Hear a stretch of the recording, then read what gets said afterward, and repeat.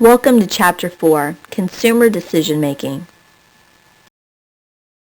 Marketing executives spend a lot of money trying to figure out consumer behavior, basically what drives someone to purchase a product or service.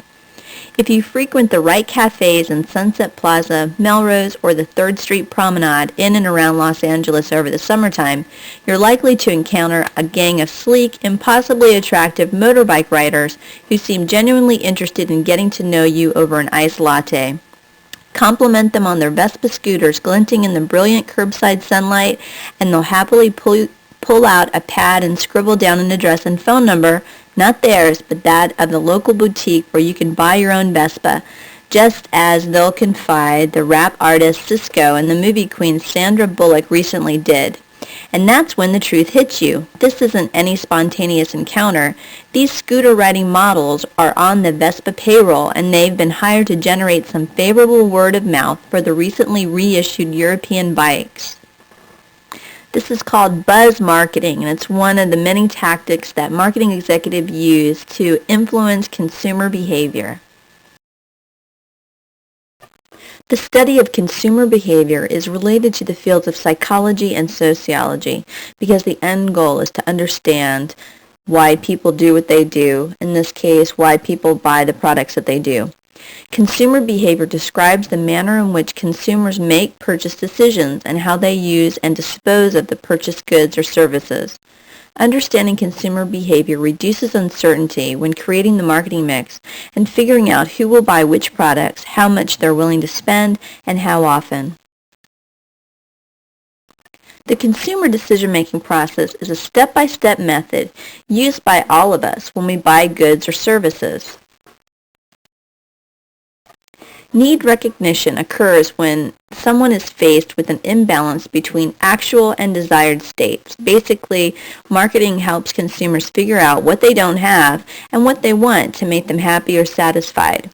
A stimulus is any unit of input affecting the 5 senses. Basically, anything that you see or hear or feel that makes you react in a certain way. If you're hungry and you smell someone barbecuing, you're going to have a stimulus that you need to eat.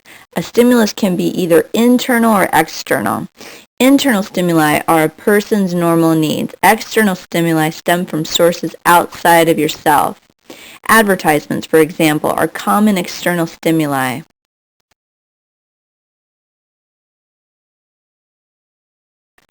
A want exists when someone has an unfulfilled need and has determined which product will satisfy it. Consumers recognize unfulfilled wants in a number of ways. Recognition occurs when the consumer has a current product that isn't performing properly, is about to run out of a product that is generally kept on hand, or sees a product that appears to be superior to the one currently being used.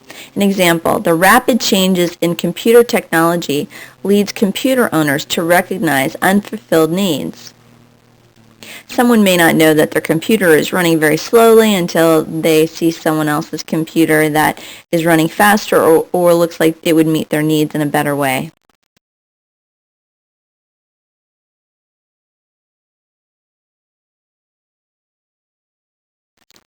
Information searches can occur internally, externally, or both. Internal information search is the process of recalling information stored in the memory. You're thinking about buying a car. You remember that your dad used to drive Ford pickup trucks and they were fairly dependable. That's an internal information search. External information search seeks information in the outside environment. This would include going to consumer reports, asking people that you know what kind of trucks they like to drive. Non-marketing controlled information sources include personal experience, personal sources such as friends, and public sources like consumer reports, product information sources that are not associated with advertising or promotion. Marketing controlled information sources are media advertising, television commercials, sales promotion, salespeople talking to you when you go into the used car lot, product labels, packaging. They're all biased toward a specific product because they originate with marketers promoting their specific product. The factors that influence an external search are the consumer's perceived risks, knowledge, prior experience, and interest level in the good or service. The search yields an evoked set. This is also called a consideration set. Basically, it's a group of brands resulting from the information search that the buyer can choose from. If you're looking for a car, the consideration set is, will you buy a Ford, Chevy, or a Dodge? An example of an information search is when someone looking for a car seeks to learn all that she can from advertisements, automobile performance publications, the internet, and other car drivers as they seek to determine what car they should purchase.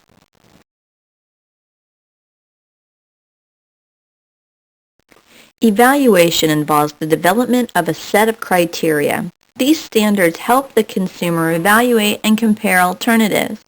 Consumers often set minimum or maximum levels of attribute that determine whether a product will be considered as a viable choice. Adding new brands to an evoked set affects the consumer's evaluation of the existing brands. The goal of the marketing manager is to determine which attributes are most important in influencing a consumer's choice. An example of evaluation and purchase is when the car purchaser has determined the attributes which must be present in the new car, determines which brands contain the requisite attributes, and makes their selection based on these. For example, a buyer says, I definitely want air conditioning, leather seats, sunroof. I don't want to pay more than $28,000, and I want to buy a Dodge. That is setting requisite attributes and making the decision based on these.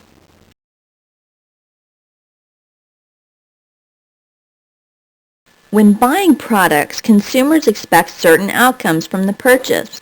How well these expectations are met determines whether the consumer is satisfied or dissatisfied with the purchase. Expectations of value affect satisfaction. If you buy a new laundry detergent and you do a load of wash and your clothes are just as dirty when you take them out as when you put them in, obviously you're going to have negative post-purchase behavior. Or let's say you spend $40,000 on a new vehicle, you may experience cognitive dissonance. This is a state of inner tension felt when someone is aware of a lack of consistency between their values or opinions and their behavior. If you were to spend $40,000 on a vehicle, but really your values say that you shouldn't spend that much money on a car, no car is worth it, you're going to experience cognitive dissonance because there's an imbalance between what you've purchased and your values. Consumers can reduce cognitive dissonance by finding new information that reinforces positive ideas about the purchase. For example, if you find out that this $40,000 car will maintain its value, that it will last forever, maybe you'll change your preconceived notion that you shouldn't spend that much on a vehicle. The consumer may avoid information that contradicts their decision, and the other alternative is to revoke the original decision by returning the product. Another thing you can do is to reinforce your decision that you bought that $40,000 vehicle by seeking positive feedback from friends and other car owners.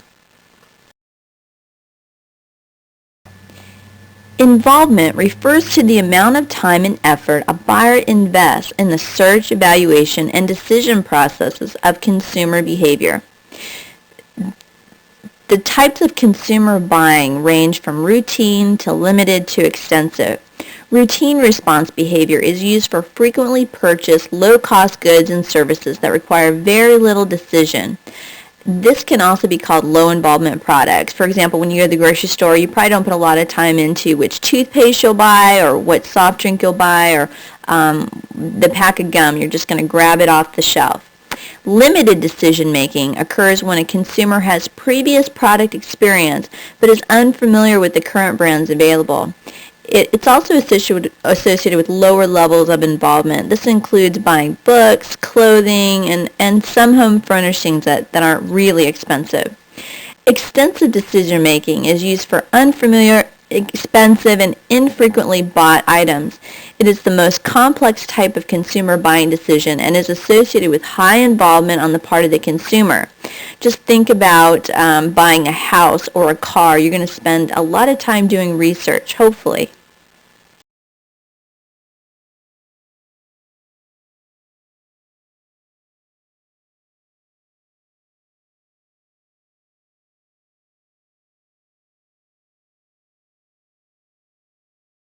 A person's level of involvement when purchasing an item is going to be affected by previous experience, interest, perceived risk, situation, and social visibility. Purchasing a computer or a car usually carries a high amount of perceived risk, whereas most convenience products are low-risk purchases. But experience working with or purchasing computers or cars may lower that perceived risk and therefore lower the level of involvement. So every person's a little different. In general, a person's level of involvement in purchasing something can be determined by previous experience, which tends to lead to low involvement. A high level of interest in a product leads to high involvement decision making. The higher the perceived risk of making the decision, the more involved the consumer will be. If the circumstances of the situation may change a low involvement situation into a high involvement situation because of increased risk. For instance, a birthday card, which only costs about $1, can be a highly involved product if it's being purchased for a new boyfriend or girlfriend. Also, the presence of other people while shopping, the decor and music, the time of day and mood can all affect the involvement level to a certain degree. So situation can oftentimes play a big role. And social visibility. Involvement increases as social visibility of the product increases. Some people put a lot of thought into buying a pair of jeans because it's going to be seen by so many other people or what kind of car they drive. Marketing managers have to offer extensive and informative promotion for high involvement products. Car manufacturers, if they want to sell their vehicles, have to offer as much information as consumers can stand regarding car performance, warranties that come with the vehicle. On the other hand, in-store promotion is important for low involvement products. That's why when you're going to pay for your items at the grocery store, there's a lot of candy bars and chewing gum with flashy packaging and very little information except for the fact that they taste good, caramel nougat inside, anything to get you to quickly buy that product. So there's a big difference between promotion for high-end items versus low-end items.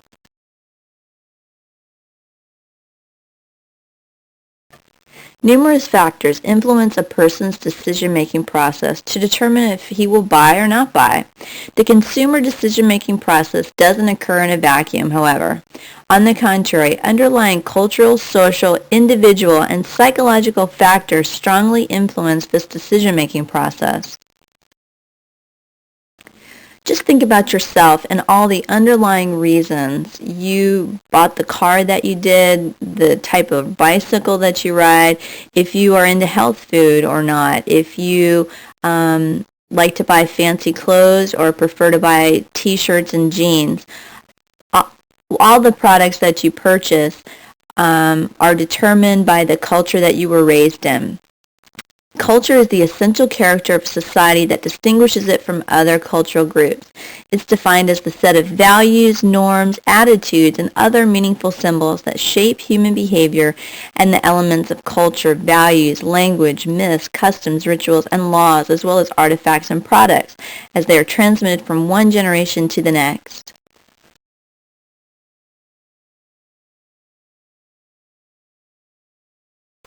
One thing is certain, the products that you buy are probably a little different from your neighbors, but they're incredibly different from people that live, let's say, in Ecuador.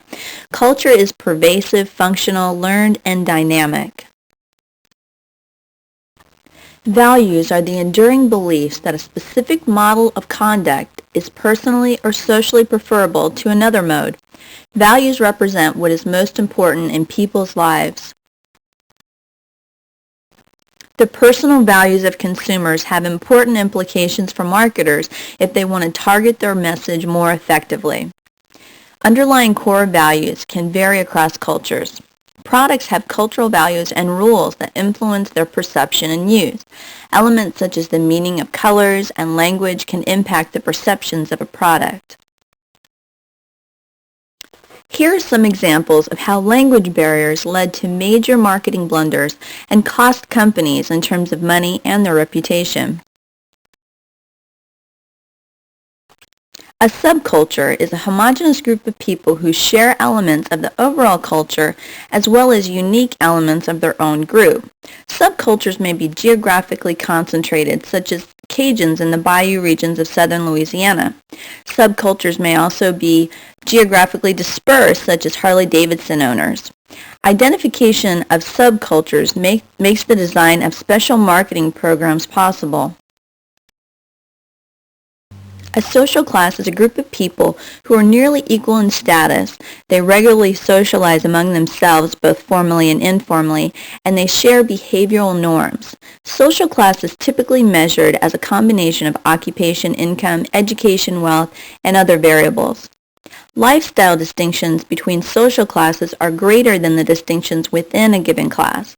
Marketers are interested in social class because it often indicates which medium to use for advertising. Knowing what products appeal to which social classes can help marketers best determine where to distribute their products. Social factors include all effects on buying behavior that result from interactions between a consumer and their environment. Many companies translate their mainstream advertising campaigns into Spanish or into an Asian language, or place the English version in the ethnic group's market area and hope for the best. But the double entendres and slogans that are found in mainstream advertising in the U.S. don't do a good job when they translate. English has many words with double meanings, yet translation forces a literal meaning upon a word and the ad loses its punch or humor. For example, Kellogg's Corn Flakes used a slogan, "From the heart of the corn to the breakfast table," which when translated literally into Spanish was "from crackling leaves of corn to the table," and this creates a rather confusing image. Some manufacturers have very successfully implemented special advertising campaigns to minority segments, but Chevrolet and Toyota modified their mainstream advertising to suit the Hispanic market by recognizing that Hispanics as a whole are very family-oriented and are specifically concerned with both value and exterior styling in cars. Reference groups are all of the formal and informal groups in society that influence a person's purchasing behavior. Everyone is a member of several reference groups at any given time, and all of these groups influence the products that we purchase.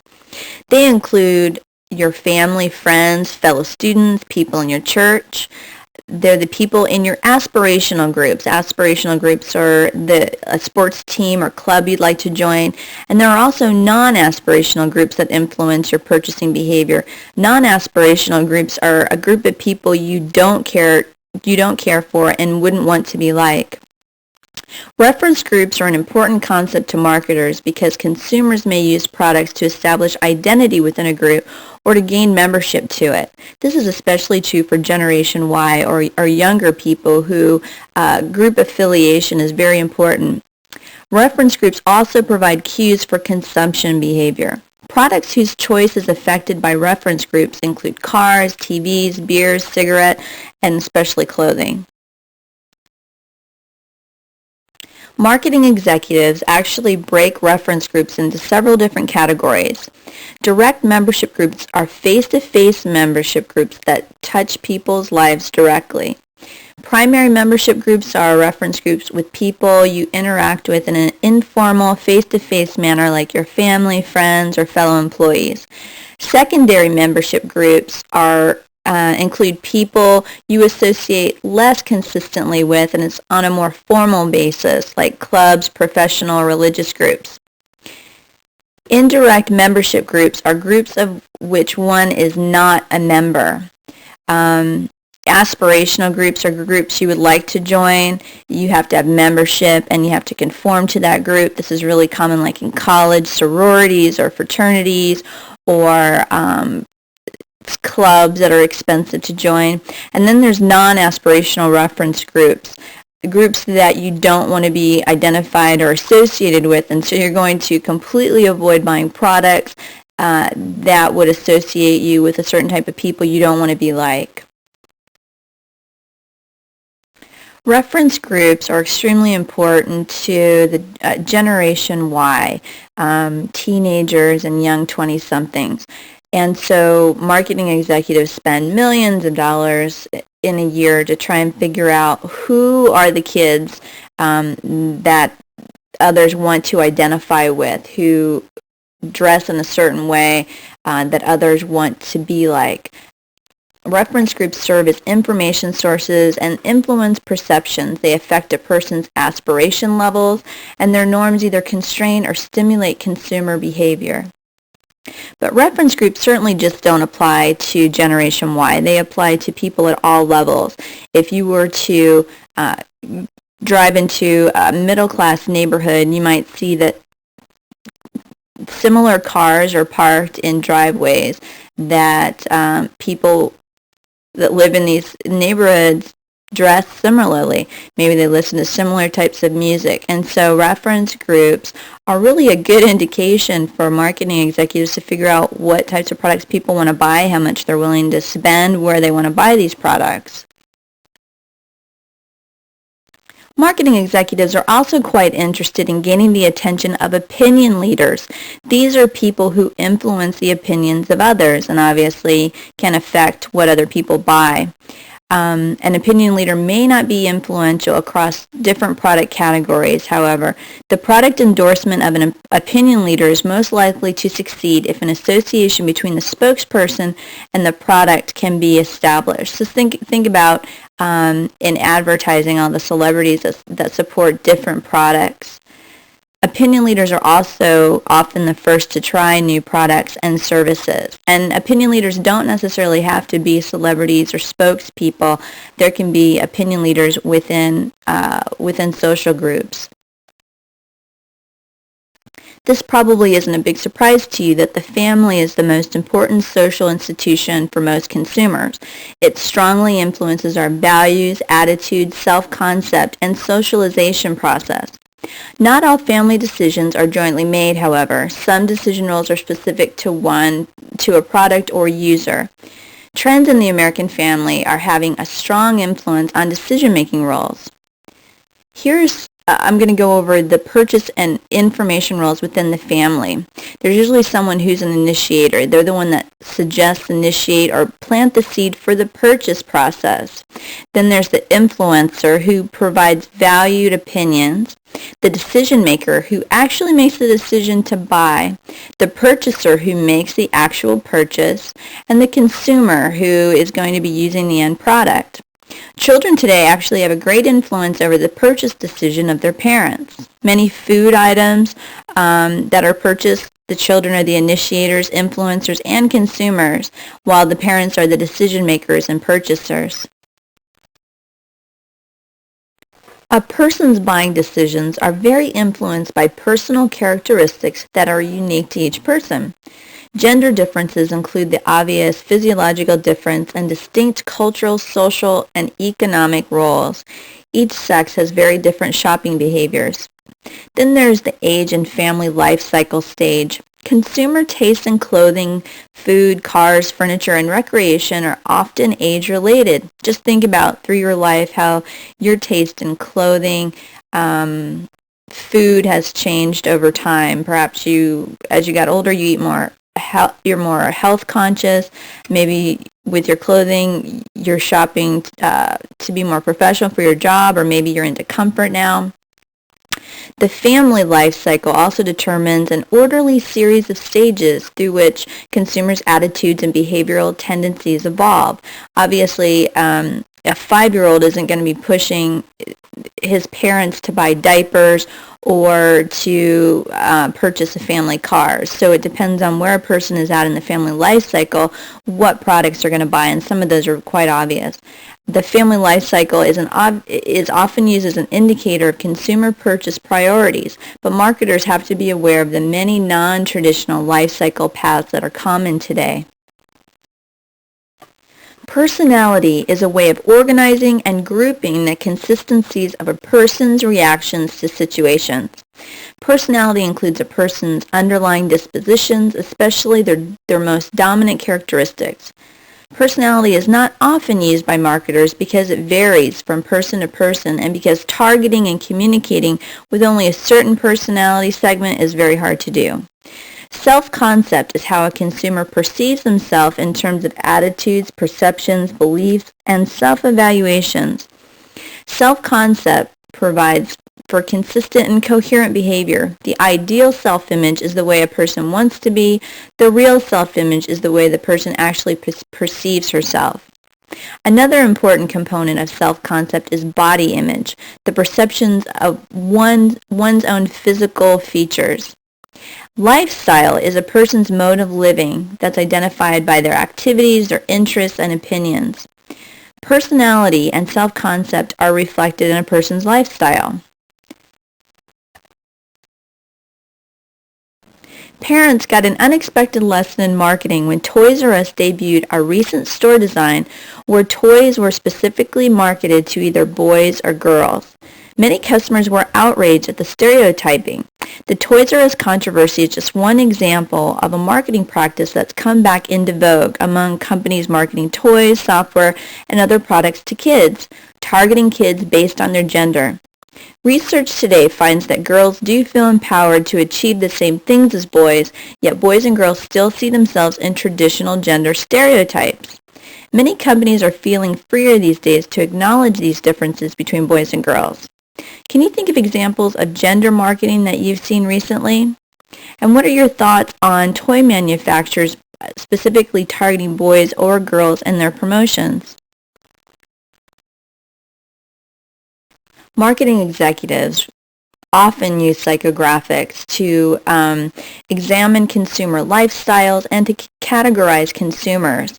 Just take a few minutes to think about the ways in which your purchases reflect your values and your lifestyle, and how do you think marketers would categorize your self-concept? There are numerous psychological influences that affect our buying decisions: perception, motivation, learning, and our beliefs and attitudes. And I'll go over these further in the following slides.